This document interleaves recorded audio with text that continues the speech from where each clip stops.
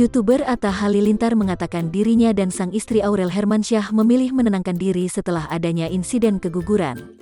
Atta Halilintar mengakui bahwa dirinya dan Aurel Hermansyah jauh lebih baik ketimbang sebelumnya. YouTuber yang identik dengan bandana itu memutuskan untuk pergi keluar kota bersama Aurel Hermansyah. Tujuannya supaya Atta Halilintar dan Aurel Hermansyah melupakan momen kesedihannya.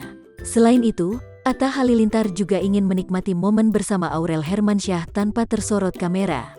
Pengakuan Atta Halilintar tersebut tak lepas dari permintaan ibu kandung Aurel Hermansyah, Krisdayanti, beberapa waktu lalu.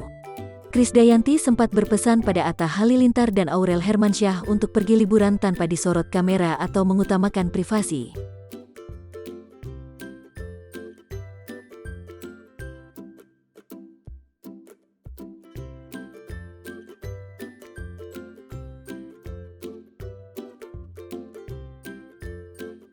Atta Halilintar ingin mempererat kemesraan dengan Aurel Hermansyah. Atta Halilintar juga tak membenarkan adanya kabar Aurel Hermansyah yang menjalani kuret setelah keguguran.